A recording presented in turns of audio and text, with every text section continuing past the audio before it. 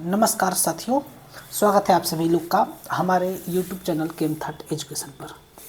प्यारे बच्चों, आज हम लोग जो क्वेश्चन देखने जा रहे हैं वो है आपका जनरल ऑर्गेनिक केमिस्ट्री का। ठीक है, जनरल ऑर्गेनिक केमिस्ट्री यानी कि जीओसी। ये आपका नीट और जेई दोनों ही एग्ज़ाम में बहुत ही ज़्यादा इम्पॉर्टेंट होता है और दोनों ही एग्ज़ामों में यहाँ से बहुत ज़्यादा क्वेश्चंस आते हैं। तो हम लोग को टोटल 50 क्वेश्चंस के बारे में डिस्कस करने हैं। वीडियो थोड़ा सा लंबा हो सकता है क्योंकि हमें बहुत ही विस्तार से चीज़ों को समझना है। ठीक है, तो आज का सबसे जो पहला कंसेप्ट होगा वो होगा इलेक्ट्रॉनिक इफेक्ट का और कुछ बेसिक कंसेप्ट के बारे में, जो चीज़ की आप लोग हम उम्मीद करते हैं कि जीओसी पढ़ लिए होंगे। इसके बाद आप लोग क्वेश्चन को समझ रहे हैं। ठीक है, तो आज का हमारा पहला क्वेश्चन है, which are the following shows strongest plus I effect. Plus I effect का मतलब होता है कि जो अपने सिग्मा बॉन्डेड इलेक्ट्रॉनों को, ये जो सिग्मा बॉन्डेड इलेक्ट्रॉन है वह इलेक्ट्रोनेगेटिव एलिमेंट की तरफ धक्का करे। ठीक है, तो उसको हम लोग क्या बोलते हैं, प्लस आई इफेक्ट बोलते हैं। जस्ट लाइक ये इलेक्ट्रोनेगेटिविटी के जैसा ही होता है, लेकिन इस केस में क्या होता है ना, एल्काइल ग्रुप जो आपके होते हैं, जो आपके एल्काइल ग्रुप होते हैं, सिर्फ वो क्या करते हैं, प्लस आई इफेक्ट लगाते हैं। जैसे कि अगर हम लोग बात करें CH3I और CH2CH3 और यहाँ पर I कर दें, तब दोनों में प्लस आई इफेक्ट किसका सबसे ज़्यादा होगा। तब इस केस में मिथाइल का प्लस आई इफेक्ट भी होगा, लेकिन और एथाइल का भी प्लस आई इफेक्ट होगा, लेकिन ज़्यादा किसका होगा, ज़्यादा आपका मिथाइल का हो, एथाइल का होगा, है ना। एथाइल का प्लस आई इफेक्ट ज़्यादा होगा और मिथाइल का कम होगा।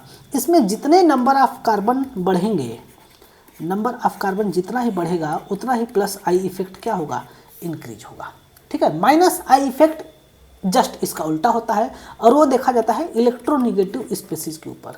जो जितना तगड़ा इलेक्ट्रोनेगेटिव होगा उसका माइनस आई इफेक्ट यानी कि इंडक्टिव इफेक्ट उतना ही ज़्यादा होगा। तब इस केस में हम लोग बात कर सकते हैं, डिस्कस कर सकते हैं कि किसका प्लस आई इफेक्ट सबसे ज़्यादा होगा। तो यहाँ पर है 1 कार्बन, यहाँ है 4 कार्बन, यहाँ है 2 कार्बन, यहाँ है 1 कार्बन है, यानी कि जो इसका स्ट्रक्चर होगा वो कैसे होगा, कार्बन CH3 CH3 और यहाँ पर CH3। तब इस केस में टोटल आपके इस सबसे ज्यादा प्लस आई इफेक्ट होगा बी वाले का, है ना। यदि हम इसमें ऑर्डर के बारे में बात करें तो सबसे ज्यादा प्लस आई इफेक्ट होगा बी का, फिर सी का, फिर ए का, फिर लास्ट में डी का होगा। ठीक है, ये था क्वेश्चन। अब अगला क्वेश्चन है NO2 ग्रुप कैसा होता है। तो NO2 ग्रुप आपका दोनों इफेक्ट शो करता है। जब ये बेंजीन रिंग से अटैच होता है, खासकर तब की बात हो रही है। अगर सिर्फ ये अगर CH3 के साथ नॉर्मल एल्काइल ग्रुप से अगर NO2 ग्रुप अटैच होगा, उस केस में ये आपका सिर्फ और सिर्फ माइनस आई इफेक्ट शो करेगा, क्योंकि NO2 में नाइट्रोजन इलेक्ट्रोनेगेटिव, ऑक्सीजन भी इलेक्ट्रोनेगेटिव है। इस केस में ये सिर्फ माइनस आई इफेक्ट यहां पर शो करेगा। लेकिन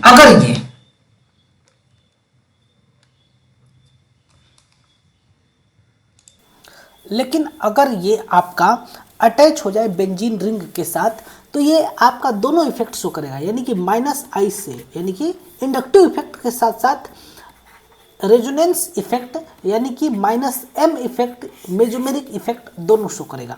फॉर एग्जांपल अगर इसको हम बेंजीन के साथ अटैच करते हैं N double bond O coordinate bond O के द्वारा, तब इस केस में यह माइनस आई इफेक्ट के द्वारा इलेक्ट्रॉन तो अपनी तरफ खींचेगा ही खींचेगा, लेकिन माइनस आर इफेक्ट के द्वारा ये क्या करेगा कि ये बॉन्ड यहाँ, ये वाला बॉन्डेड यहाँ, यानी कि पाई इलेक्ट्रॉन को डायरेक्ट अपनी तरफ खींच लेगा, जिसको हम लोग क्या बोलते हैं, माइनस आर यानी कि रेजोनेंस इफेक्ट, या फिर माइनस एम यानी कि मेजोमेरिक इफेक्ट बोलते हैं। आया समझ में।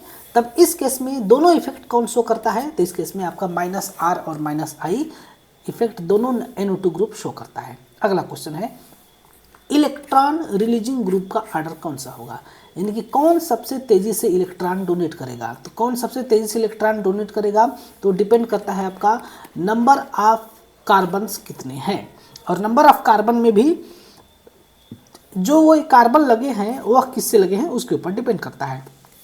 नंबर ऑफ कार्बन ज़्यादा होगा तब वह इलेक्ट्रॉन रिलीजिंग ग्रुप अच्छा होगा, है ना। उस केस में वो क्या होगा, इलेक्ट्रॉन रिलीजिंग ग्रुप अच्छा होगा, इलेक्ट्रॉन अच्छे से क्या करेगा, रिलीज करेगा। आया समझ में? तब इसे हमें चेक करना है। तब यहाँ पर हम लोग देख सकते हैं, यहाँ पर 1 कार्बन, यहाँ 2 कार्बन, यहाँ 3 कार्बन और यहाँ 4 कार्बन, है ना। कार्बन की संख्या बढ़ती चली जा रही है तो इलेक्ट्रॉन रिलीजिंग ग्रुप हो जाएगा, यानी कि इस केस में ये टर्सरी ब्यूटाइल ग्रुप सबसे अच्छा प्लस आई शो करेगा, फिर आइसोप्रोपाइल ग्रुप, फिर एथाइल ग्रुप, इसके बाद फिर मेथाइल ग्रुप का ऑर्डर होगा, है ना। अब देखिए अगला क्वेश्चन दिया है, मैक्सिमम माइनस आई इफेक्ट किसका होगा? तो माइनस आई इफेक्ट कौन शो करता है? अभी हमने बताया इलेक्ट्रोनिगेटिव एलिमेंट। जो इलेक्ट्रोनिगेटिव होगा वह कार्बन और नाइट्रोजन के जो बीच का कार्बन और जो एक्स होगा इसके बीच का जो बॉन्ड होगा उसको अपनी तरफ खींचेगा। तब मान लीजिए कि x इलेक्ट्रोनिगेटिव है, तब सभी इलेक्ट्रॉन ये सिग्मा बॉन्डेड इलेक्ट्रॉन x की तरफ चले जाएंगे, यानी कि x क्या है? माइनस आई इफेक्ट है। तो जिसकी इलेक्ट्रोनिगेटिविटी सबसे ज़्यादा होगी वह उतना ही ज़्यादा खींचेगा। तब इस केस में कौन हो जाएगा? फ्लोरीन सबसे ज़्यादा माइनस आई इफेक्टिव ग्रुप हो जाएंगे। Next question, hyper conjugation is not possible in. Hyper conjugation किसके अंदर नहीं होगा? तब देखिए हाइपर कंजुगेशन के लिए कंडीशन क्या है कि इसके पास जो है कि अल्फा हाइड्रोजन होनी चाहिए अल्फा कार्बन पर। तब इस केस में अगर हम लोग देखें तो प्रोपेन भी आपका है, प्रोपीन हाइपर कंजुगेशन शो करेगा, एथाइल कार्बोकैटायन भी शो करेगा, टॉलुइन भी शो करेगा, लेकिन साइक्लोप्रोपेन आपका हाइपर कंजुगेशन नहीं शो करेगा, ठीक है ना।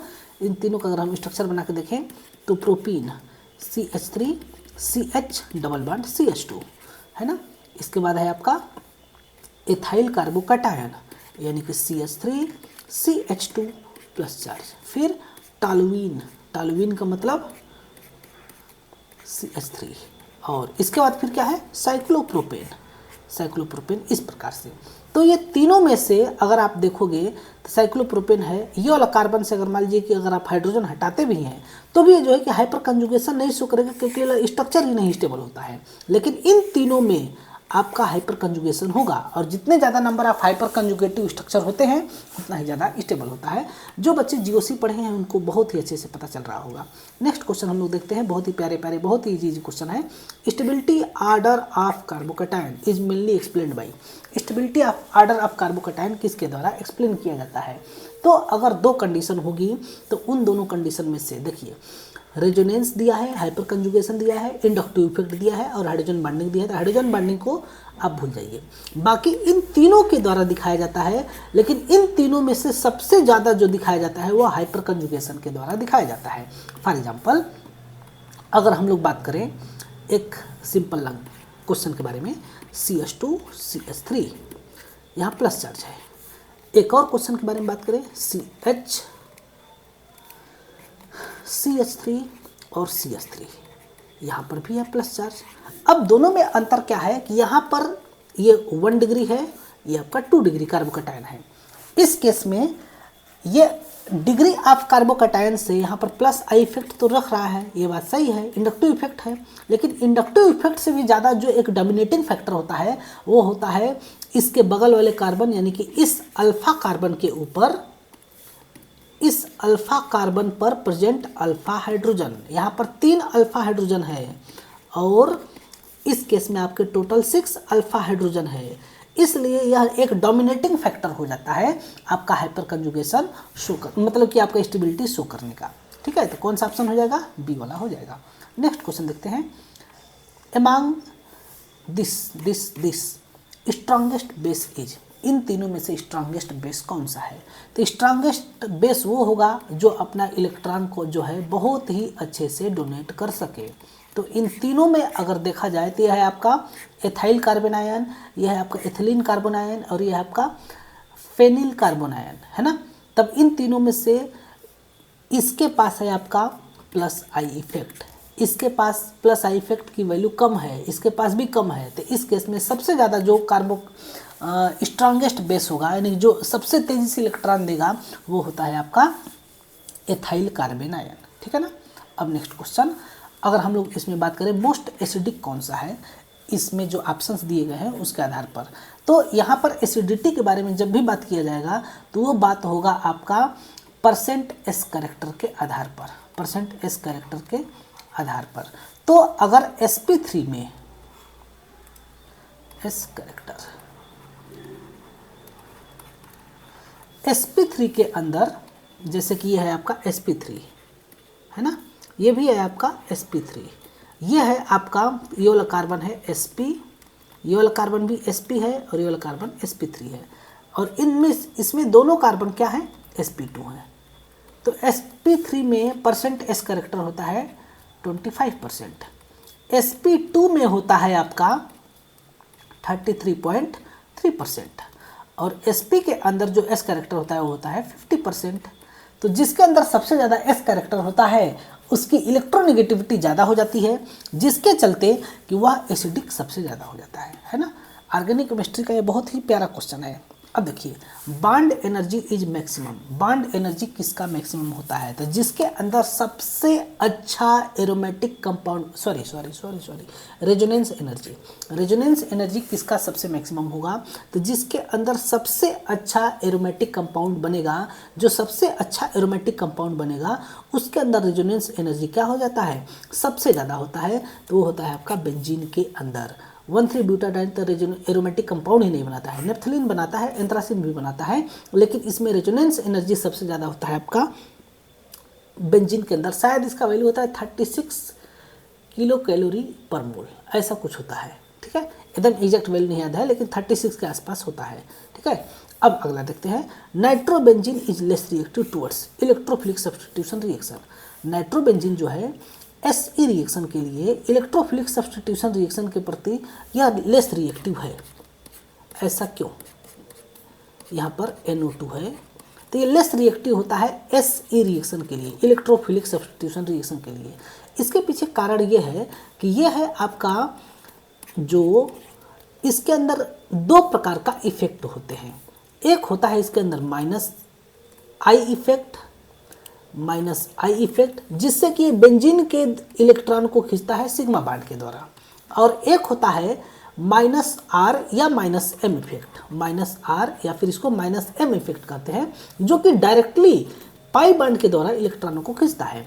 और जब ये इलेक्ट्रॉनों को खींचेगा उस केस में क्या हो जाएगा कि आर्थो और पैरा पर, है ना, ये कोऑर्डिनेट बॉन्ड तो ऐसे रहेगा, यहाँ पर O पर आ जाएगा माइनस चार्ज, आर्थो और पैरा पर आ जाता है प्लस चार्ज। जब यहाँ प्लस चार्ज आता है उस केस में अब इलेक्ट्रोफाइल में जो अटैक करने वाला स्पीसीज है वो तो जो अटैक करेगा वो तो आर्थो और पैरा पर ही अटैक करेगा ना। तो आर्थो और पैरा पर इलेक्ट्रोफाइल को आना था, यानी कि आर्थो और पैरा पर इलेक्ट्रोफाइल को बिना इलेक्ट्रॉन का आना था। इलेक्ट्रोफाइल का मतलब जिसके पास इलेक्ट्रॉन की कमी है, तो वो आ रहा है अटैक करने जिसके पास इलेक्ट्रॉन की कमी है, और जहाँ अटैक कर रहा है वहाँ पर पहले से ही इलेक्ट्रॉन के सूखा पड़ा हुआ है, वहाँ पर पहले से ही इलेक्ट्रॉन नहीं है।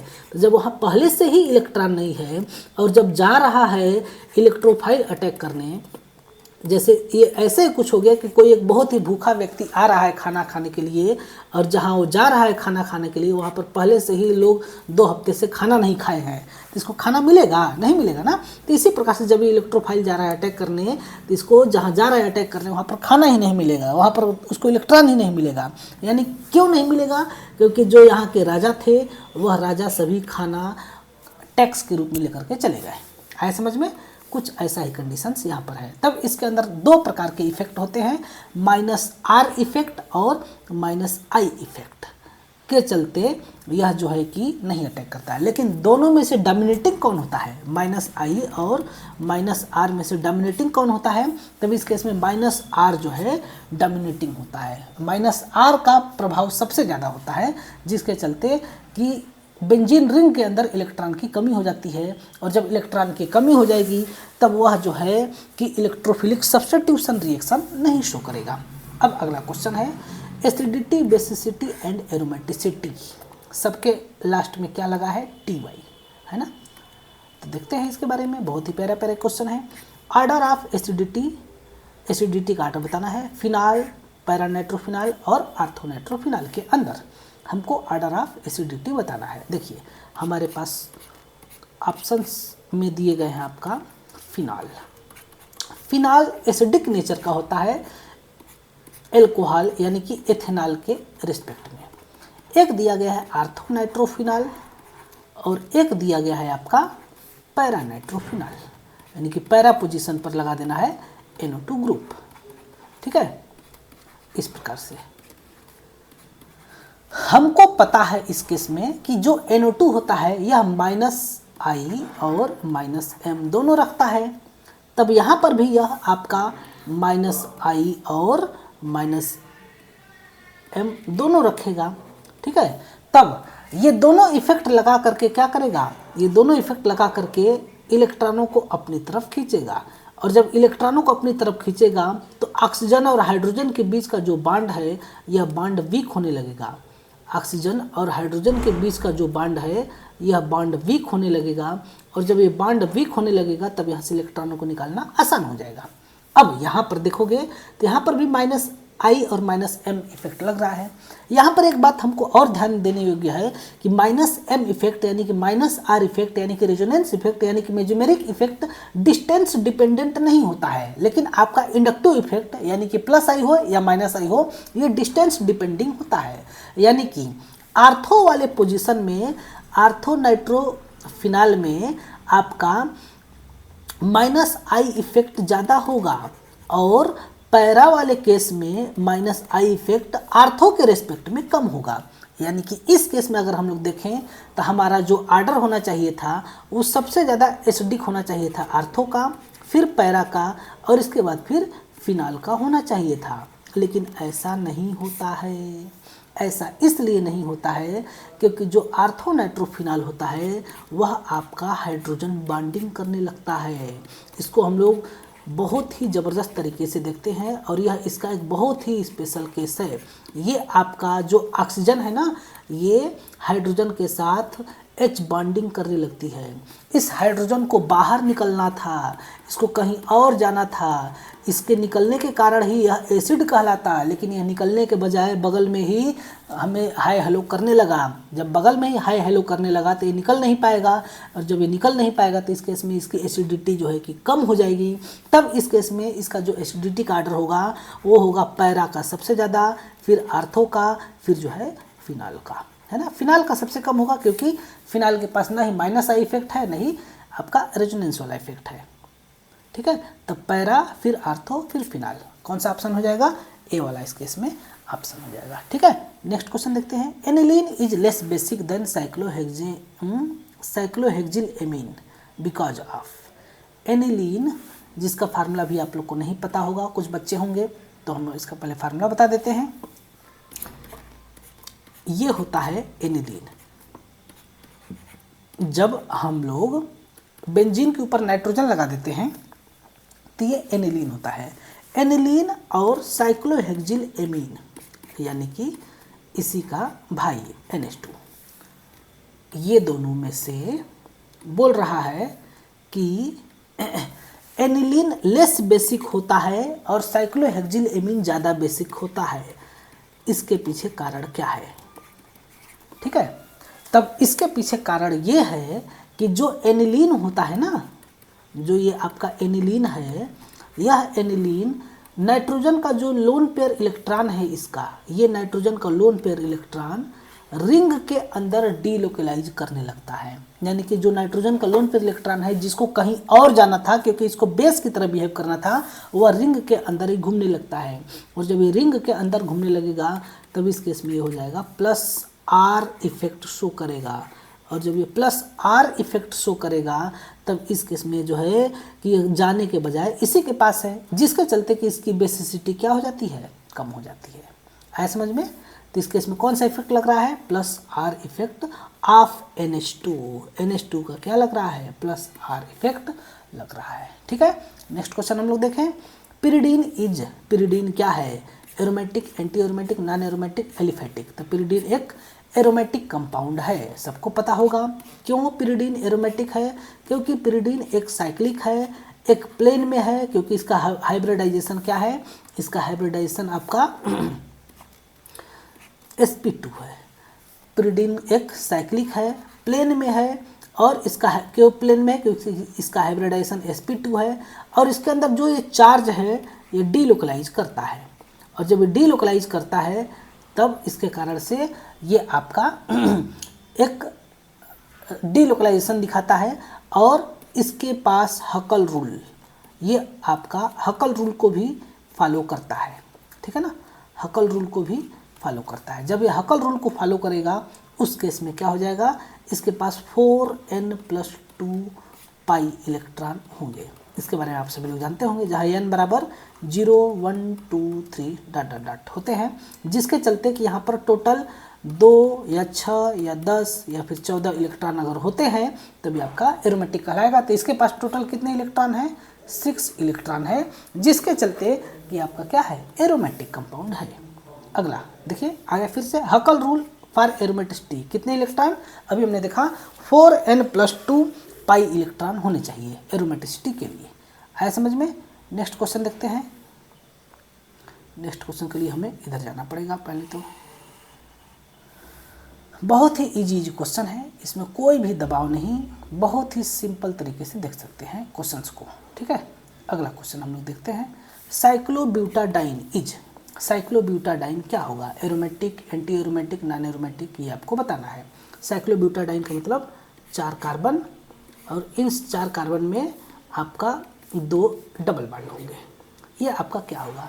तो इस केस में अगर हम लोग देखें तो डीलोकलाइजेशन तो हो रहा है, ठीक है, डीलोकलाइजेशन इसमें हो रहा है, और एक साइक्लिक कंपाउंड भी है, और तो और ये प्लेन में भी है, लेकिन ये हकल रूल को नहीं फॉलो कर रहा है, हकल रूल को नहीं फॉलो कर रहा है, हकल रूल को नहीं फॉलो कर रहा है। इसके पास यानी कि इसके पास 4n+2 पाई इलेक्ट्रॉन नहीं है। जब यदि इसके पास 4n+2 पाई इलेक्ट्रॉन होता तब इसके पास कितने इलेक्ट्रॉन होते, 2 6 10 14 etc ये इलेक्ट्रॉन होते हैं। लेकिन जब ये हकल रूल को नहीं फॉलो करेगा तब इसके पास कितने इलेक्ट्रॉन हो जाएंगे, तब इसके पास हो जाएंगे 4n पाई इलेक्ट्रॉन हो जाएगा, यानी कि n बराबर 0 और n की वैल्यू जैसे ही 1 रखोगे तो इसके पास 4 8 12 इस प्रकार से इलेक्ट्रॉन होते हैं। तो जब ये हक्कल रूल को फॉलो करता है तब ये कहलाता है आपका एरोमेटिक, ठीक है, और जब ये हक्कल रूल को फॉलो नहीं करेगा तब ये कहलाएगा non aromatic, sorry anti aromatic, तब ये कहलाएगा anti aromatic, anti aromatic. Okay, अब आगे एक और कंडीशन होता है कि यदि प्लेनर ही नहीं हो, यदि आपका प्लेनर न हो तब उस केस में कहलाता है नॉन एरोमेटिक। कंपाउंड अगर प्लेन में नहीं होगा तो उसको हम लोग बोलेंगे नॉन एरोमेटिक, ठीक है। तो ये आपका क्या है, साइक्लोब्यूटाडाइन एंटी एरोमेटिक है, ठीक है। Next question, conjugate base of phenol is stabilized by, phenol का कंजुगेट बेस कैसे स्टेबलाइज होता है, resonance, hyper conjugation, hydrogen bond, inductive effect. तो इस केस में रेजोनेंस के द्वारा इसका कंजुगेट बेस स्टेबलाइज होता है, किसका, फिनाल का, है ना। फिनाल एक एसिड है, अभी हमने थोड़ी देर पहले देखा, ये है आपका फिनाल जो कि एसिड है, और ये एसिड कैसा है, थोड़ा सा वीक एसिड है ना, थोड़ा सा क्या, कुछ ठीक ठाक ही वीक है ना, वीक एसिड है, खाया पिया नहीं है। अब यहाँ से अगर H+ को निकाल दिया जाए, जैसे ही H+ को निकाल दिया जाएगा तब ये क्या बन जाएगा, ये आपका बन जाएगा फिनॉक्साइड आयन, है ना, ऊपर माइनस, इसका नाम होता है फिनॉक्साइड आयन, फिनॉक्साइड आयन, ठीक है। ये आपका वीक एसिड है। तो जो वीक एसिड होते हैं, थोड़ा सा हैंड राइटिंग खराब है, इसको सुधारना पड़ेगा हमें। जो वीक एसिड होते हैं उसका बेस क्या होता है, स्ट्रांग बेस होता है, लेकिन यहाँ पर ये वीक एसिड का कंजुगेट बेस भी स्ट्रांग बेस नहीं है, ये आपका क्या है, कंजुगेट बेस है। क्यों नहीं स्ट्रांग है, क्योंकि इस केस में जो माइनस चार्ज है ना, ये डीलोकलाइज कर रहा है, यानी कि यह इसको ऑक्सीजन के पास रहना चाहिए था कि कोई आएगा और मुझे लेके जाएगा, लेकिन यह क्या कर रहा है, ये रिंग के अंदर घूम रहा है। तो जब ये रिंग के अंदर घूमेगा तब इसको कौन लेके जाएगा, कोई नहीं लेके जाएगा ना। तब इसके चलते कि इसकी बेसिसिटी क्या हो जाती है, इसकी बेसिसिटी कम हो जाती है, और जब इसकी बेसिसिटी कम हो जाएगी तब यह बेसिक नेचर थोड़ा सा कम शो करेगा। आया समझ में। अगले केस में ये क्या करते हैं, जब बनाए गए तो पूरा बनाई देते हैं, ये वाला यहाँ, ये वाला यहाँ पर जाएगा, तब क्या हो जाएगा, अगले केस में यहाँ पर O पर डबल बॉन्ड ही रहेगा, यहाँ पर ये और ये और ये, अगले केस में ये यहाँ, ये यहाँ। तो फिर से पहला वाला यानी कि ये वाला स्ट्रक्चर प्राप्त हो जाएगा, है ना, ये वाला स्ट्रक्चर अब फिर से प्राप्त हो जाएगा। तो इस केस में क्या हो जाएगा, रेजोनेंस के द्वारा। विच इज मोस्ट बेसिक, कौन सा सबसे ज़्यादा बेसिक है ये आपको बताना है। बस यहाँ पर प्रॉब्लम ये है कि ये नहीं बताया है कि किसके अंदर, हालांकि नहीं बताया है तो भी हम लोग आसानी से बता सकते हैं, मतलब कि इसमें सॉल्वेंट के बारे में नहीं बताया है। एक है आपके पास अमोनिया, एक है आपका मिथाइलेमीन, एक है आपका डाईमेथाइलेमीन, और ये है आपका, ठीक है बता सकते हैं आसानी से, यह है आपका एनिलीन। ठीक है, चारों को पहले हमको यहाँ पर बनाना पड़ेगा। देखिए यहाँ पर है आपका NH3 जिसके पास एक लोन पेयर इलेक्ट्रॉन है। अगले केस में आपका एक हाइड्रोजन को रिप्लेस कर दिया गया है मिथाइल ग्रुप से। इसके बाद वाले केस में 2 हाइड्रोजन को रिप्लेस कर दिया गया है मिथाइल ग्रुप से, है ना।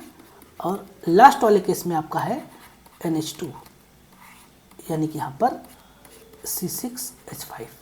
तब यदि हम लोग देखें तो मिथाइल ग्रुप हमको पता है कि वो क्या करता है, प्लस आई इफेक्ट शो करता है, तो ये लगाएगा प्लस आई, यहाँ पर भी लगेगा प्लस आई, यहाँ पर भी लगेगा प्लस आई। देखिए ध्यान से, अमोनिया के पास सिर्फ 3 हाइड्रोजन है, 3 छोटे छोटे बच्चे हैं जो प्लस आई इफेक्ट लगा रहे हैं, बहुत ही लिटिल प्लस आई इफेक्ट लगेगा, लेकिन यहाँ पर प्लस आई इफेक्ट ज़्यादा लगेगा, यहाँ पर और यहाँ पर और ज़्यादा लगेगा प्लस आई इफेक्ट। लेकिन एनिलीन के अंदर क्या होगा, एनिलीन के अंदर आपका ये इलेक्ट्रॉन अगर इधर जाता, बेंजीन रिंग से इलेक्ट्रॉन अगर एनिलीन की तरफ जाता तब इसकी बेसिसिटी ज़्यादा होती, लेकिन इसमें उल्टा होता है, जो कि हमने ऊपर में देख चुके हैं कि जो एनिलीन होता है वो लेस बेसिक होता है साइक्लोहेक्सिल एमीन से। इसके पीछे कारण ये है कि जो इसका लोन पेयर इलेक्ट्रॉन है या किसी और के पास जाना चाहिए तो ये अपने ही घर में घुस जा रहा है। जब अपने ही घर में घुस जा रहा है तब ये कहाँ से जाएगा, किसी और के पास, तब इस केस में बेसिसिटी इसकी सबसे कम हो जाएगी एनिलीन का।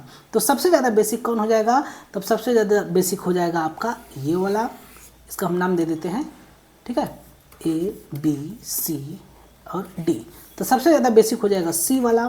फिर क्या हो जाएगा, यानी कि डाईमेथाइल एमीन, है ना। इसके बाद फिर हो जाएगा मिथाइल एमीन, अर्थात B वाला, फिर A वाला, फिर लास्ट में D वाला होगा। ठीक है, क्वेश्चन में क्या पूछा है, मोस्ट बेसिक यही वाला, ठीक है, C वाला ऑप्शन हो जाएगा। Among carboxylic acid Cl substitution at alpha position, यानी कार्बोक्सिलिक एसिड में Cl जो है सब्स्टिट्यूट हो रहा है अल्फा पोजीशन पर, तो इस केस में इसकी एसिडिटी बढ़ेगा या घटेगा। ठीक है, एक कार्बोक्सिलिक एसिड दिया गया है, ठीक है, अभी हम बता रहे हैं यहाँ पर RCH2 C double bond OH एक कार्बोक्सिलिक एसिड है जिसमें कि ये आपका मेन ग्रुप हो गया, ये वाला कार्बन होता है अल्फा कार्बन। तो इसके अल्फा कार्बन पर क्लोरीन को सब्स्टिट्यूट किया जाता है, तब ये हो जाता है RCHCl C double bond OH हो जाता है।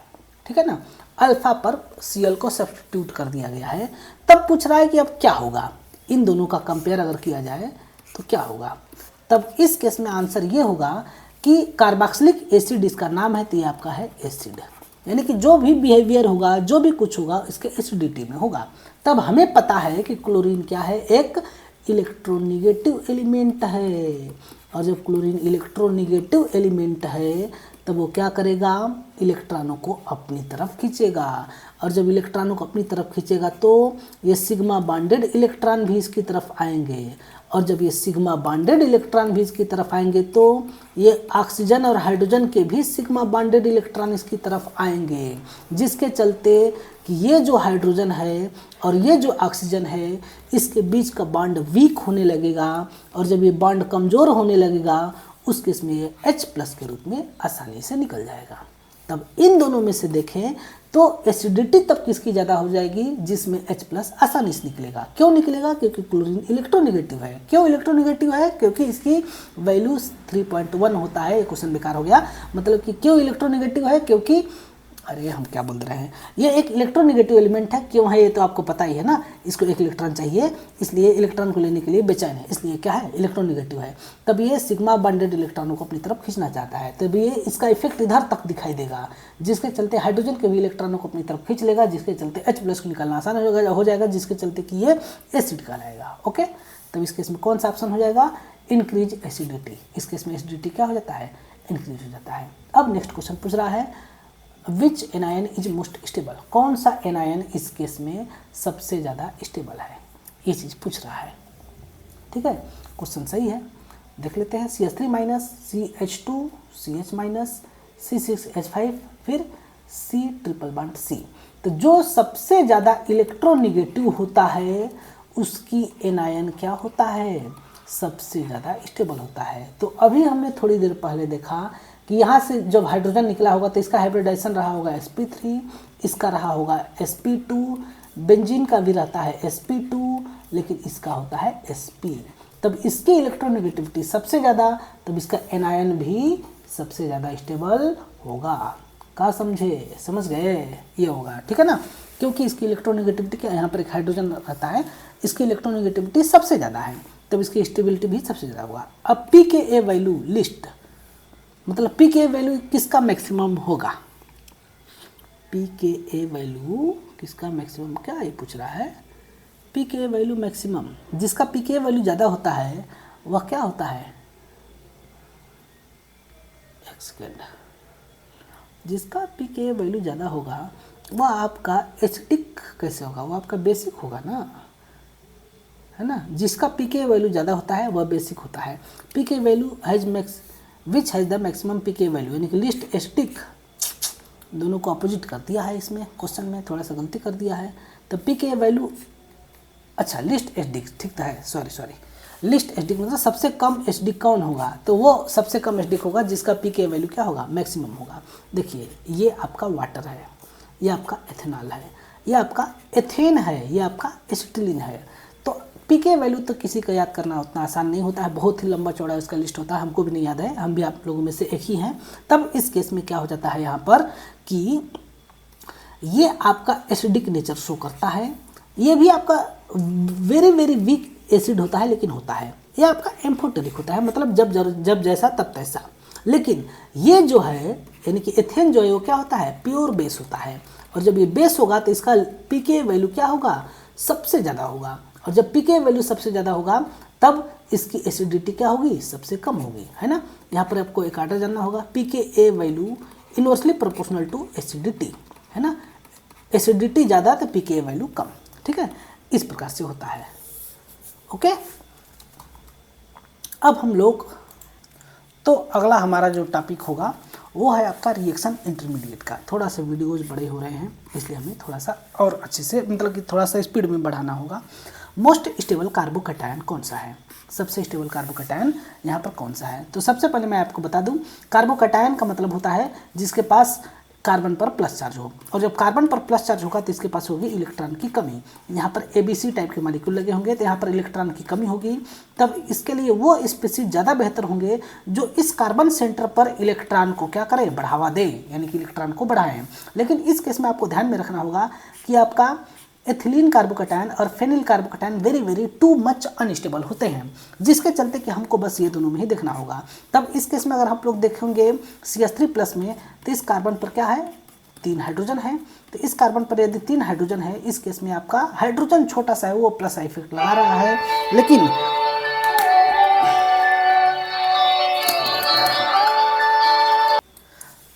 Sorry for disturbance. तब इस केस में आपका हो जाएगा इसका बी वाला ऑप्शन, क्योंकि इसके पास सबसे ज़्यादा प्लस इफेक्ट होगा। ठीक है, next question, free radical is most stable, free radical किसके अंदर सबसे ज़्यादा स्टेबल होगा, benzyl free radical, vinyl free radical, methyl free radical या फिर एलाइल फ्री रेडिकल। ये सभी आपके सामने ऑप्शन दिए गए हैं, तो इसके बारे में हम लोग को देखते हैं। बेंजिल, बेंजल, बेंजो, ठीक है, तो यहाँ पर बेंजाइल का ऑप्शन हम लोग देखते हैं, मतलब सभी का ऑप्शन देखते हैं। देखिए मिथाइल फ्री रेडिकल का मतलब CH3 डॉट, और कौन सा दिया था, एलाइल और बेंजाइल। इसके बाद हो जाएगा आपका CH2 double bond CH CH2 dot, फिर C6H5CH2 डॉट। इसके बाद फिर आपका हो जाएगा विनाइल यानी कि CH2 डबल बॉन्ड CH और डॉट। तब इस केस में सबसे ज़्यादा जो स्टेबल होता है वह उसके ऊपर डिपेंड करता है कि किसमें कितना ज़्यादा डीलोकलाइजेशन है, किसमें कितना ज़्यादा डीलोकलाइजेशन है। जहाँ पर जितना ज़्यादा डीलोकलाइजेशन होगा वो सबसे ज़्यादा स्टेबल होगा। इसके पीछे कारण क्या होगा? तो इसके पीछे कारण होगा कि यहाँ पर इलेक्ट्रॉन की कमी है। कितने इलेक्ट्रॉन की कमी है? तो एक इलेक्ट्रॉन की कमी है। तो वो अपने इलेक्ट्रॉन को भरपाई करने के लिए अगल बगल से इलेक्ट्रॉनों को लेगा। इस ऑर्बिटल में सिर्फ एक ही इलेक्ट्रॉन है तो यहाँ पर अब इलेक्ट्रॉन चाहिए, तब ये क्या करेगा, ये इस रूप में, ये वाला इस रूप में ब्रेक होगा। और जब यहाँ पर ब्रेक होगा तब ये आगे कैसे बन जाएगा, इस केस में यहाँ पर डॉट, यहाँ पर डबल बॉन्ड CH2 हो जाएगा। अब अगला वाला केस में ये फिर से होमोलिसिस होगा और अगले वाले में फिर से होमोलिसिस, फिर से होमोलिसिस। तो इस तरह से करके एक इलेक्ट्रॉन की जो कमी है वह 3-4 लोगों में 4 जगह पर बढ़ जाएगा। और जब ये 4 जगह पर बढ़ जाएगा तो ऑटोमेटिक इसकी स्टेबिलिटी क्या हो जाएगी, बढ़ जाएगी ना। 4 रुपये की कमी 4 लोगों ने बांट लिया तो क्या हो जाएगा, ऑटोमेटिक इसकी कमी हो जाएगी, इसकी कमी जो है पूरा हो जाएगी। इस केस में सिर्फ 2 ही जगह बटेगा। इस केस में कैसे 2 जगह बटेगा, तब इस केस में हम लोग देख सकते हैं ये वाला इलेक्ट्रॉन यहाँ, ये वाला इलेक्ट्रॉन यहाँ, और ये यहाँ आकर के यहाँ डबल बॉन्ड बना लेगा और ये बन जाएगा क्या, CH2 डॉट और CH डबल बॉन्ड CH2 हो जाएगा। तब इसके अंदर 2 रेजोनेटिंग स्ट्रक्चर बनेंगे, जिसके चलते कि सबसे ज़्यादा स्टेबल कौन हो जाएगा, बेंजाइल फ्री रेडिकल। अगर हम लोग इसमें आर्डर के बारे में बात करें तो आर्डर भी बता सकते हैं। देखिए विनाइल फ्री रेडिकल बहुत कम स्टेबल होता है। क्यों? क्योंकि इस केस में ये वाला पाई बॉन्ड ब्रेक हो रहा है तो फिर से जो है कि ये इसका स्ट्रक्चर इनबैलेंस्ड हो जा रहा है। तब इस केस में सबसे ज़्यादा स्टेबल होता है बेंजाइल फ्री रेडिकल, और इसके बाद फिर जो है कि होता है आपका एलाइल फ्री रेडिकल, और इसके बाद होता है आपका मिथाइल फ्री रेडिकल, है ना, और लास्ट में आता है आपका विनाइल फ्री रेडिकल। ये इसका स्टेबिलिटी का आर्डर होता है। नेक्स्ट क्वेश्चन देखते हैं, carbon ion is stabilized by, carbocation का जस्ट उल्टा होता है क्या, कार्बन आयन। कार्बन आयन के केस में कौन सबसे ज़्यादा स्टेबल होगा, तो प्लस आई इफेक्ट अगर रहेगा तो कार्बन आयन की स्टेबिलिटी को घटाएगा। कार्बन आयन का मतलब कार्बन के ऊपर माइनस चार्ज होगा।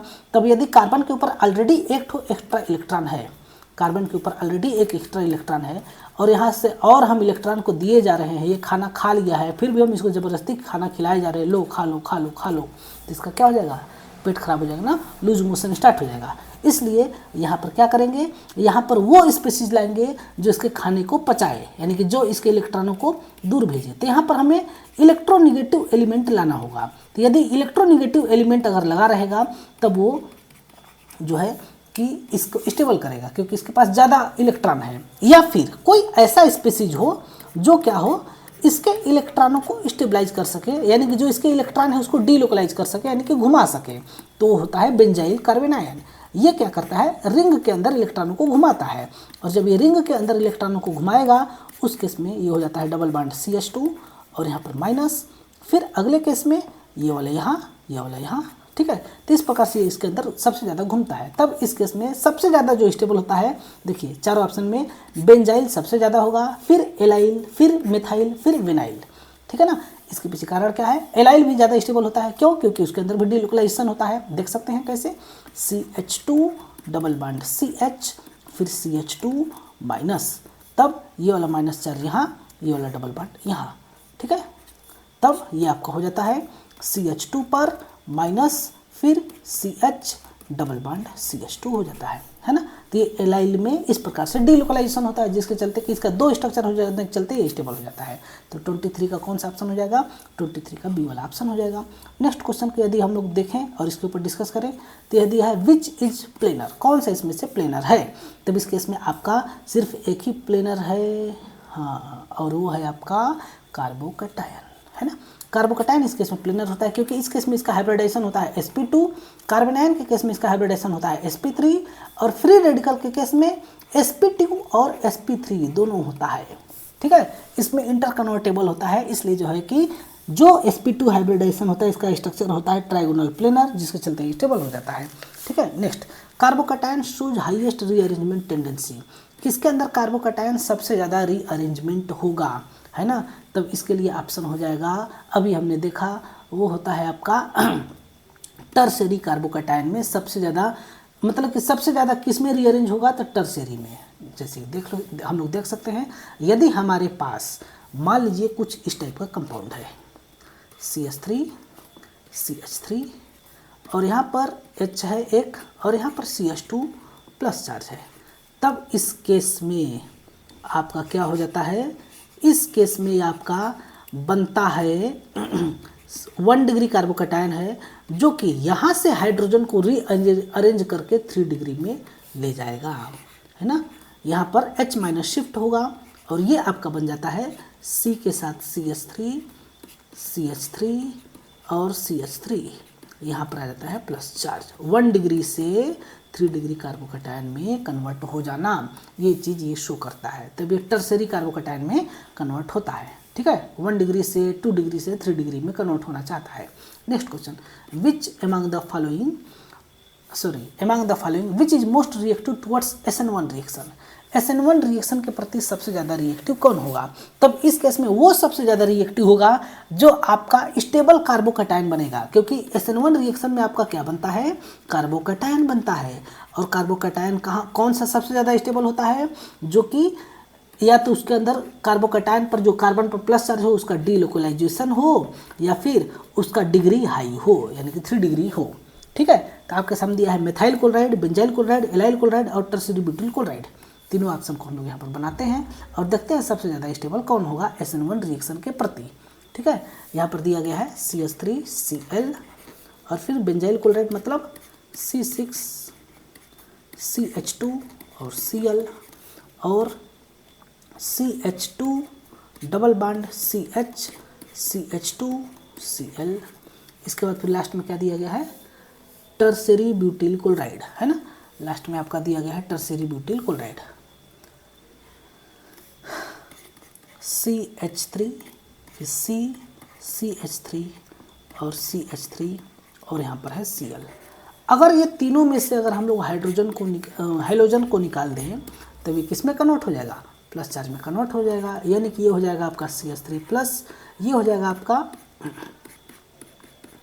CH2 प्लस और ये हो जाएगा आपका एलाइल कार्बोकैटायन यानी कि CH2 डबल बॉन्ड CH और यहाँ पर CH2 पर प्लस चार्ज, और अगला हो जाएगा आपका 3 डिग्री यानी कि C पर प्लस चार्ज CH3 और यहाँ पर CH3 हो जाता है, ठीक है। ये 3 ऑप्शंस हैं। तब इसमें देख सकते हैं कि सबसे ज़्यादा स्टेबल कौन होगा। तब अगर हम लोग SN1 के प्रति बात करें तो उसका साइज़ क्या होना चाहिए, बड़ा होना चाहिए। ये दोनों जो है कि सबसे ज़्यादा स्टेबल है, एक बेंजाइल कार्बोकैटायन और एक 3 डिग्री कार्बोकैटायन। लेकिन इस केस में जो सबसे ज़्यादा स्टेबल होता है, इस केस में तो इसका ऑप्शन दिया है डी वाला, है ना। इस केस में ऑप्शन दिया गया है टर्सरी ब्यूटिल क्लोराइड दिया गया है, लेकिन हमको ये लग रहा था क्योंकि इस केस में जो है क्या है ना कि ये बहुत ज़्यादा डीलोकलाइजेशन दिखाता है और डीलोकलाइजेशन डोमिनेटिंग फैक्टर होता है किसके अपेक्षा, इंडक्टिव इफेक्ट के अपेक्षा, यानी कि रेजोनेंस इफेक्ट डोमिनेटिंग फैक्टर होता है इंडक्टिव इफेक्ट के अनुसार। यानी कि इस केस में हमारे अनुसार सबसे ज़्यादा स्टेबल होना चाहिए था बेंजाइल कार्बोकैटायन, यानी कि A B C और D में सबसे ज़्यादा स्टेबल होना चाहिए थे B का, फिर D का, फिर C का और लास्ट में A का। लेकिन आपका जो ऑप्शन दिया है वो दिया है D, फिर B, फिर C और लास्ट में A दिया है, ठीक है, कोई बात नहीं, जो दिया हम वही मानेंगे, ठीक है। तो इस केस में सबसे ज़्यादा स्टेबल हो जाता है tertiary butyl chloride. Next question हम लोग देखते हैं, दिया गया है which is best explained by कार्बिन intermediate, किसमें कार्बिन इंटरमीडिएट सबसे अच्छे से बनता है, ठीक है। तो ये क्वेश्चन यहाँ का नहीं है, गलती से आ गया है, तो इसको आप लोग माफ़ कर दीजिए। राइमर टीमाइन रिएक्शन के अंदर कार्बिन इंटरमीडिएट बनता है। हम कार्बिन इंटरमीडिएट बस बना के दिखा दे रहे हैं, पूरा रिएक्शन नहीं दिखा पाएंगे। देखिए, क्लोरोफार्म के द्वारा हम लोग कार्बिन इंटरमीडिएट बनाते हैं, ठीक है। ये है आपका क्लोरोफार्म। जब इसके ऊपर बेस का रिएक्शन होता है OH माइनस का, तब ये OH माइनस यहाँ से H प्लस को रिमूव करता है, क्योंकि तीनों हाइड्रोजन मिल करके इसकी इलेक्ट्रोनेगेटिविटी को क्या करते हैं, बढ़ा देते हैं। तब इस केस में यहाँ से ये हाइड्रोजन को रिमूव करते हैं H प्लस के रूप में, तब ये हो जाता है आपका C पर माइनस Cl Cl Cl। अब यहाँ से ये क्लोरीन माइनस निकलता है ना, यहाँ से आपका Cl पर माइनस चार्ज निकलता है अगले केस में, और जैसे ही Cl माइनस निकलता है तब ये बन जाता है आपका C और Cl, ठीक है, डाइक्लोरोकार्बिन बन जाता है। इसका नाम क्या होता है? डाइक्लोरोकार्बिन। ओके, इस प्रकार से ये फार्म हो जाता है। तब इसमें कौन सा हो जाएगा? राइमर-टीमैन रिएक्शन में। ठीक है, नेक्स्ट क्वेश्चन दिया गया है, विच इंटरमीडिएट इज डायामैग्नेटिक? इसमें से कौन सा इंटरमीडिएट डायामैग्नेटिक होगा? डायामैग्नेटिक का मतलब क्या होता है? सभी इलेक्ट्रॉन क्या हों? पेयर हों। तो इस केस में कार्बोकैटायन, फ्री रेडिकल, ट्रिपलेट कार्बिन या फिर ऑक्सीजन रेडिकल। तो इस केस में ऑप्शन हो जाएगा 28 नंबर क्वेश्चन ना, हाँ 28 का बी वाला हो जाएगा। देखिए ये है आपका पहला क्या दिया था? फ्री रेडिकल, कार्बन पर फ्री रेडिकल CH3 डॉट। इसमें एक इलेक्ट्रॉन है जो कि अनपेयर्ड फॉर्म में है। कैसे इसको लिखते हैं? CHH, यहाँ पर एक इलेक्ट्रॉन है जो कि इस ऑर्बिटल में अनपेयर्ड फॉर्म में है। तो ये क्या हो जाएगा? ये पैरामैग्नेटिक हो जाएगा। ठीक है, पैरामैग्नेटिक हो जाएगा। अगर इसी प्रकार से अगर हम लोग आगे बात करें तो आपका दिया गया है यहाँ पर कार्बोकैटायन HHH, 2 इलेक्ट्रॉन यहाँ, 2 यहाँ, 2 यहाँ, सभी इलेक्ट्रॉन पेयर फॉर्म में है। ये वाला ऑर्बिटल वैकेंट है, यानी कि जो भी इलेक्ट्रॉन है वो सभी पेयर है। तो ये क्या हो जाएगा? डायामैग्नेटिक। इलेक्ट्रॉन पेयर तो डायामैग्नेटिक, इलेक्ट्रॉन अनपेयर तो पैरामैग्नेटिक। ठीक है, तब इस केस में ये हो जाएगा आपका डायामैग्नेटिक। अब इसी प्रकार से अगर हम लोग देखें ट्रिपलेट कार्बिन, ट्रिपलेट कार्बिन का मतलब होता है जिसमें कि कार्बन के अलग अलग ऑर्बिटल में इलेक्ट्रॉन होंगे, यानी कि एक इलेक्ट्रॉन इस ऑर्बिटल में और जो दूसरा इलेक्ट्रॉन है वह इस ऑर्बिटल में हो जाए, तब इसको हम लोग क्या बोलते हैं? ट्रिपलेट कार्बिन बोलते हैं। ये आपका है ट्रिपलेट कार्बिन। तो दोनों इलेक्ट्रॉन क्या हैं? अलग अलग ऑर्बिटल में है, यानी कि अनपेयर्ड फॉर्म में है, यानी कि इसमें भी इलेक्ट्रॉन ऐसे होता है, ऐसे होता है, तब इसको हम बोलते हैं ट्रिपलेट कार्बिन। तब ये क्या होगा? ये फिर से आपका होगा पैरामैग्नेटिक। अगला दिया है oxygen radical, oxygen di radical. Oxygen di radical का मतलब होता है ऑक्सीजन है, इसके ऊपर 2 इलेक्ट्रॉन तो हैं, लेकिन ये दोनों इलेक्ट्रॉन क्या है? अनपेयर्ड फॉर्म में है। डाई रेडिकल बोला है ना, यानी कि जो O डबल बॉन्ड O होता है, इसके बीच का जो बॉन्ड है यह बॉन्ड ब्रेक हो चुका है। और नीचे बनाता हूं मैं, देखिए ऑक्सीजन और ये ऑक्सीजन है, इसके बीच का ये वाला बॉन्ड जो है ब्रेक हो चुका है। और ये ब्रेक कैसे हुआ है? होमोलिसिस के दौरान हुआ है। ये यहाँ से ऐसे या यहाँ से ऐसे, तुम दोनों अपना अपना इलेक्ट्रॉन लेकर चले जाओ। तो इसके पास लोन पेयर तो पहले से था, ठीक है, और ये दोनों इलेक्ट्रॉन जो है ये इसके ऑर्बिटल के इलेक्ट्रॉन है, अर्थात ये 2p4 के इलेक्ट्रॉन है। अर्थात 2p4 का मतलब 1 2 3 4, ये दोनों इलेक्ट्रॉन की बात हो रही है। ये दोनों इलेक्ट्रॉन के चलते क्या हो जाएगा? ऑक्सीजन डाई रेडिकल पैरामैग्नेटिक हो जाएगा, है ना? आया समझ में? हालांकि ऑक्सीजन मॉलिक्यूल भी पैरामैग्नेटिक होता है ना, वो बात की बात है, लेकिन यहाँ पर ऑक्सीजन डाई रेडिकल बोला है तो क्या हो जाएगा? पैरामैग्नेटिक हो जाएगा। आया समझ में? Next question, which is sp hybridised?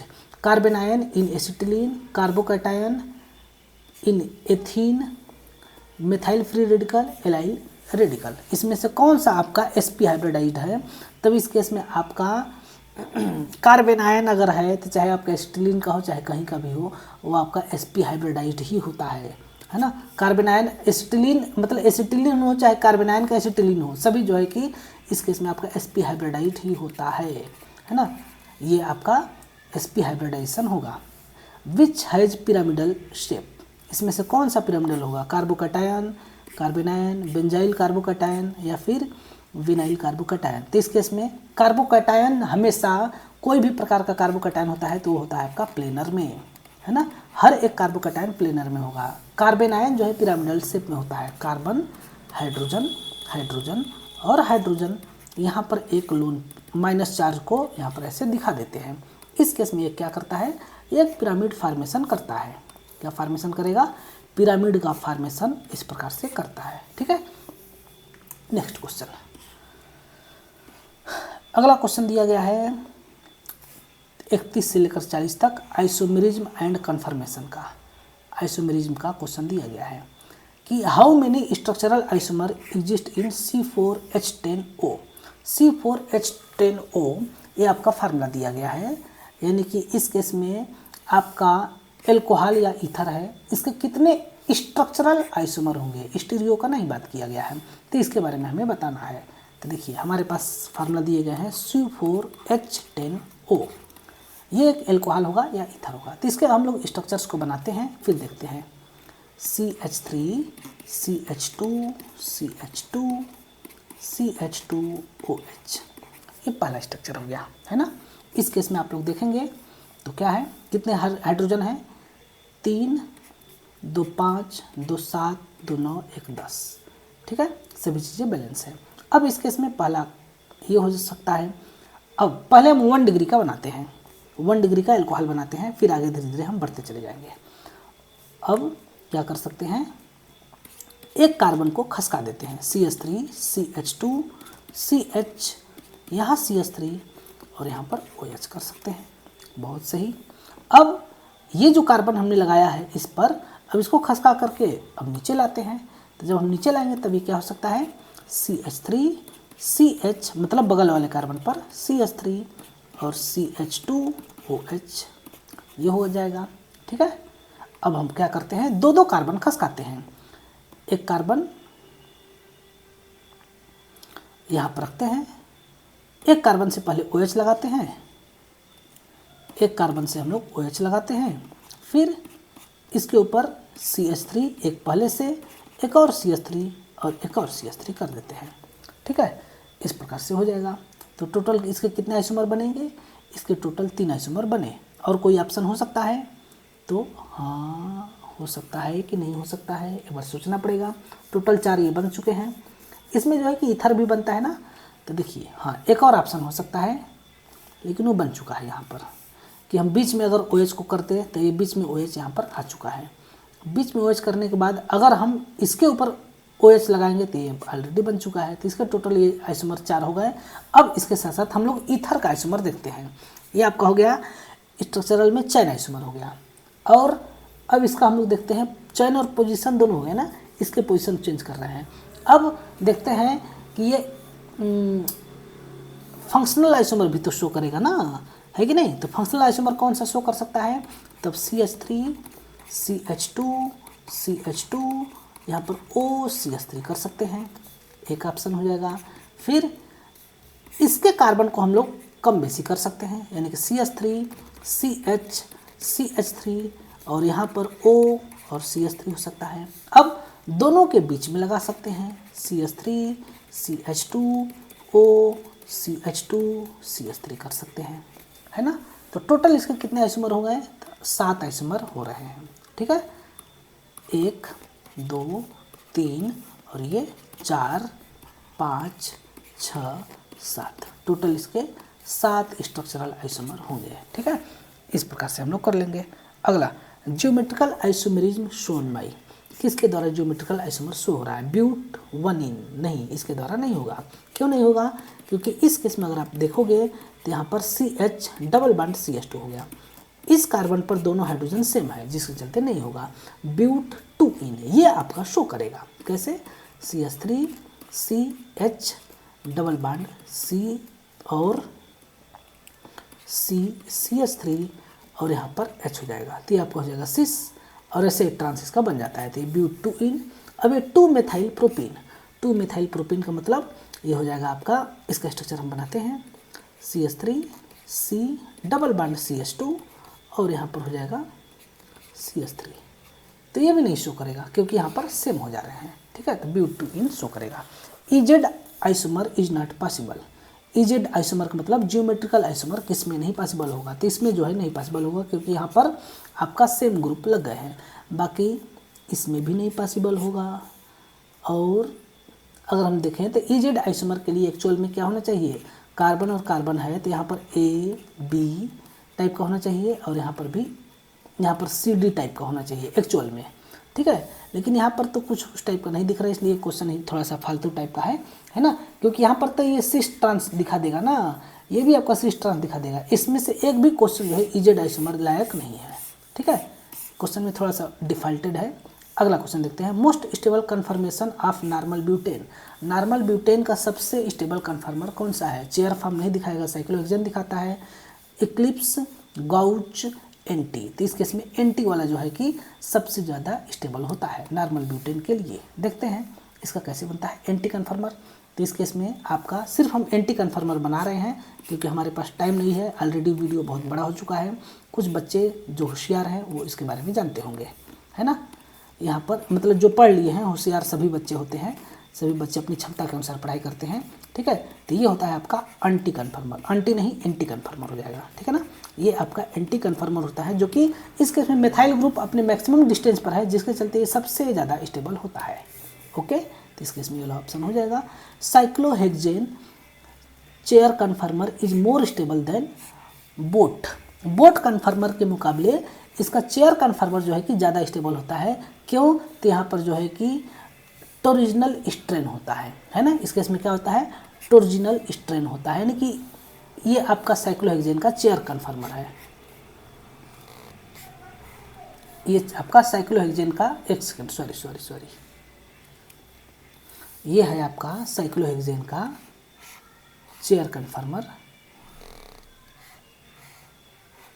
जो कि एक स्टेबल, सबसे स्टेबल होता है साइक्लोहेक्सेन इस फॉर्म में, और ये ज़्यादा स्टेबल होता है किसके मुकाबले? बोट कन्फर्मर के मुकाबले। तो ये हो गया साइक्लोहेक्सेन। इसी का अगर ये वाला जो पोर्शन है, इसको मैं दूसरे कलर से बनाता हूँ, येलो कलर से, ये वाला जो पोर्शन है अगर मैं इसको ऊपर उठा दूँ तभी क्या हो जाएगा? बोट कन्फर्मर हो जाएगा, है ना। ध्यान से देखेंगे तो ये हो जाएगा। तो इन दोनों में से ज़्यादा स्टेबल कौन होता है? तो ज़्यादा स्टेबल होता है आपका चेयर कन्फर्मर, क्योंकि इसमें जो स्ट्रेन पाया जाता है इसको हम लोग क्या बोलते हैं? टोरिजिनल स्ट्रेन बोलते हैं, ठीक है। नेक्स्ट क्वेश्चन दिया गया है, Newman projection of ethane staggered form is. Staggered form का क्या होगा? तो इस केस में न्यूमैन प्रोजेक्शन में स्टेगर्ड फॉर्म में इसका एनर्जी क्या होता है? मिनिमम होता है, ठीक है। स्टेगर्ड फॉर्म में देखिए हम लोग बनाते हैं एथेन का, यही न्यूमैन प्रोजेक्शन है, लेकिन ये किसका है? ब्यूटेन का। हम लोग बनाते हैं एथेन का न्यूमैन प्रोजेक्शन, ठीक है। एथेन का जो स्टेबल वाला न्यूमैन प्रोजेक्शन होता है वो ऐसे करेंगे, यहाँ पर हर जगह हाइड्रोजन लगा देंगे। तो ये जो फॉर्म है इस केस में ये कहलाता है आपका स्टेगर्ड फॉर्म। तो स्टेगर्ड फॉर्म जो है कि सबसे ज़्यादा स्टेबल फॉर्म होता है एथेन के लिए, और ये स्टेबल होता है क्यों? क्योंकि इसके केस में जो है कि एनर्जी क्या हो जाता है? इस केस में एनर्जी मिनिमम हो जाता है, आया समझ में। तो इस केस में इसका क्या हो जाएगा? एनर्जी मिनिमम हो जाएगा, ठीक। Which pair of enantiomer, which pair is enantiomer. Enantiomer कौन होता है? तो एनेंशियोमर का मतलब क्या होता है? जिसके अंदर डी एंड एल आइसोमर होगा, यानी कि जो क्या हो? जो कि आपका ऑप्टिकली एक्टिव हो, वही क्या होता है? एनेंशियोमर होता है। तो इस केस में ऑप्शन पहला वाला दिया है ब्यूटेन टू ऑल, जो कि आर और एस है, और आर एस कौन शो करता है? जो कायरल कार्बन रखता है। ब्यूटेन टू ऑल का मतलब यहाँ पर CH3 CHOH, यहाँ पर CH2 CH3 ये है। यहाँ पर इसके पास एक कायरल कार्बन है, जिसके चलते कि क्या हो जाएगा? जिसके चलते कि आपका या तो R होगा या फिर S होगा, जिसके चलते यानी कि इस केस में क्या हो जाएगा? क्या बोला है जी? एनेंशियोमर ये शो करेगा। ये cis trans geometrical isomer show करेगा। मीजो ये ऑप्टिकल आइसोमर ही नहीं है, ठीक है। Meso tartaric acid and D tartaric acid ये आपका ऑप्टिकल आइसोमर नहीं है ये, लेकिन ये वाला है ना। 1 क्लोरोप्रोपेन नहीं है, ये आइसोमर ही नहीं है। 2 क्लोरोप्रोपेन ना, इसमें कायरल कार्बन नहीं है ना। अब देखो नेक्स्ट क्वेश्चन दिया गया है, ए compound with A chiral centre but optically inactive. एक कंपाउंड है जिसके अंदर कायरल सेंटर है लेकिन वह ऑप्टिकली इनएक्टिव है। कौन सा क्वेश्चन, कौन सा इसका आंसर होगा? कंपाउंड के अंदर कायरल, ये एनेंशियोमर तो ऑप्टिकली एक्टिव होता है, ठीक है, कंफर्म है। अब देखिए डायास्टेरियोमर क्या होते हैं? डायास्टेरियोमर कायरल सेंटर हो लेकिन एक दूसरे के मिरर इमेज ना हो तो उसको हम लोग क्या बोलते हैं? डायास्टेरियोमर बोलते हैं। इसका एक बार हम लोग एग्जांपल देख लेते हैं डायास्टेरियोमर का। इसमें इससे कोई फर्क नहीं पड़ने वाला है कि ये ऑप्टिकली एक्टिव है कि नहीं है, ठीक है। जैसे यहाँ पर OH कर दे, यहाँ OH कर दे, H कर दे, H कर दे, ठीक है। और COOH और CH2OH। अब इस केस में एक OH को लेफ्ट कर दे, दूसरे OH को राइट कर दे, तो ये दोनों एक दूसरे के क्या कहलाएंगे, डायस्टेरियोमर कहलाएंगे, ठीक है। और रेशमिक मिक्सचर का मतलब 50% D और 50% L आइसोमर होते हैं। तब इसमें इंटरनल कंपनसेशन के चलते, इंटरनल अरेंजमेंट के चलते ऑप्टिकल एक्टिविटी खत्म हो जाता है, यानी कि 50% D घुमाता है, एक्चुअल में ऑप्टिकली एक्टिव है। एक्चुअल में इसका जो क्वेश्चन का आंसर होना चाहिए था वो होना चाहिए था मीजो कंपाउंड, है ना। मीजो कंपाउंड जो होते हैं उसके अंदर कायरल कार्बन होते हुए भी यह आपका ऑप्टिकली एक्टिव नहीं होते हैं। लेकिन रेशमिक मिक्सचर दिया है, ये नहीं होगा, यही ऑप्शन हो जाएगा, ठीक है ना। रेशमिक मिक्सचर जो है कि इंटरनल कंपनसेशन के कारण से यह ऑप्टिकली इनएक्टिव बोल सकते हैं, लेकिन एक्चुअल में तो ऑप्टिकली एक्टिव नहीं है ना। अब देखो, number of stereo isomer of 2,3 dichlorobutane, 2 और 3 पर क्लोरीन लगा है, तो इसका जो है कितने स्टीरियो आइसोमर होंगे, तो इसके जो है कि टोटल 3 स्टीरियो आइसोमर होते हैं, हम लोग देख सकते हैं, है ना। CH3, यहाँ पर Cl, यहाँ पर H, यहाँ से प्लेन पास करेंगे तो प्लेन ऑफ सिमेट्री रखता है, तो जब इसके अंदर प्लेन ऑफ सिमेट्री होगा तो ये ऑप्टिकली इनएक्टिव हो जाएगा, और जब ये ऑप्टिकली इनएक्टिव हो जाएगा तो इसका मिरर प्लेन बनाने की कोई ज़रूरत नहीं है। लेकिन अगर एक OH को हम राइट साइड में कर दें, मतलब राइट साइड से लेफ्ट साइड में कर दें, यहाँ पर Cl है, यहाँ पर Cl कर दे, H कर दे, OH नहीं होगा, Cl होगा, सॉरी गलती से निकल गया। तब इस केस में इसका स्ट्रक्चर क्या हो जाएगा, CH3 और CH3, यहाँ पर Cl और यहाँ पर Cl हो जाएगा। तब ये आपका क्या होगा, ये आपका ऑप्टिकली एक्टिव होगा। ये दोनों एक दूसरे के मिरर इमेज होंगे, है ना, जो कि non super imposable mirror image होंगे।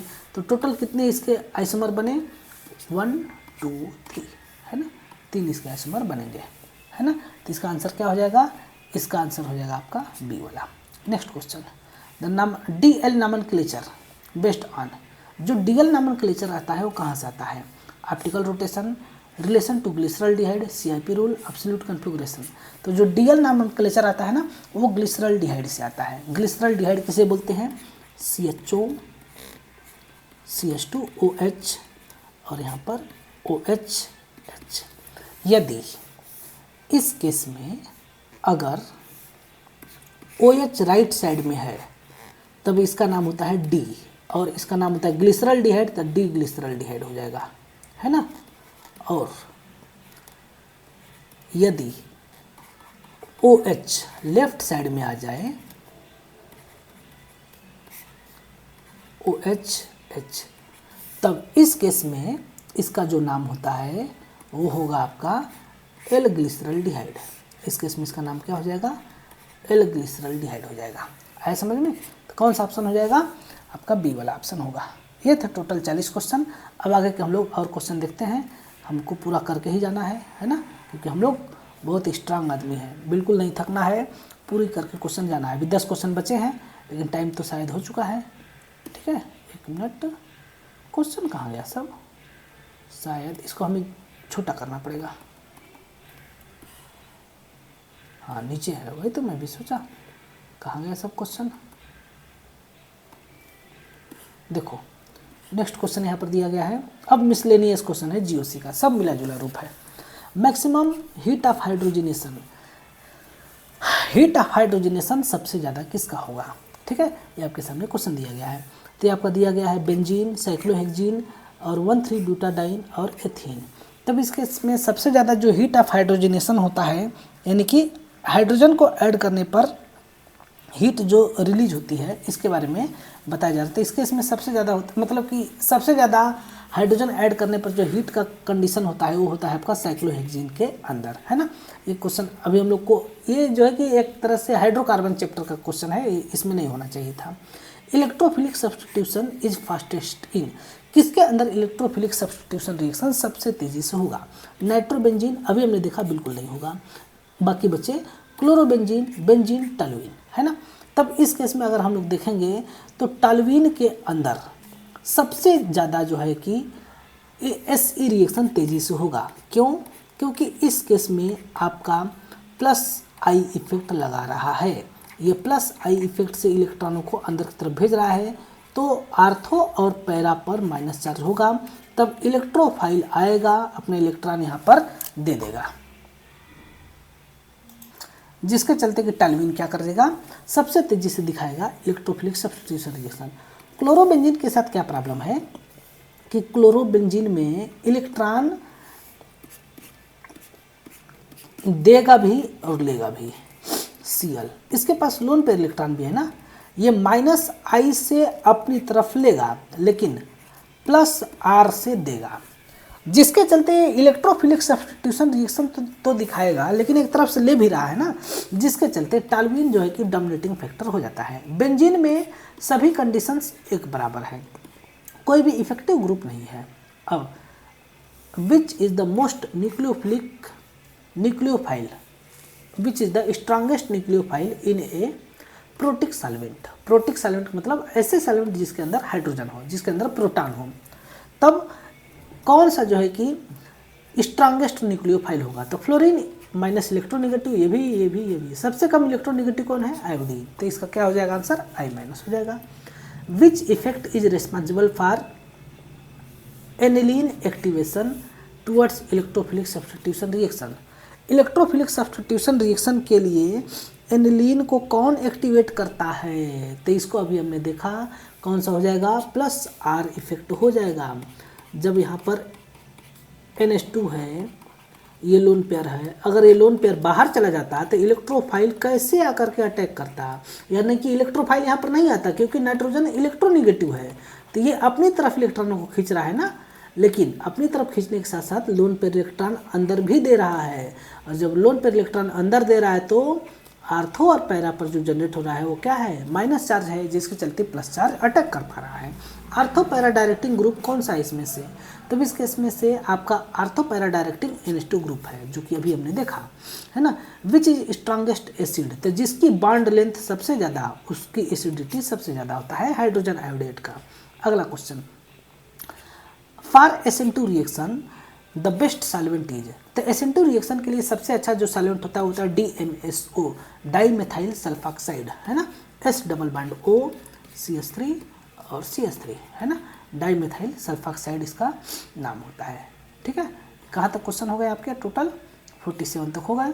अब आगे हमें देखने हैं थोड़े से और क्वेश्चन, 48 और 49 50, बस इसके बाद हमें मौज ही मौज है।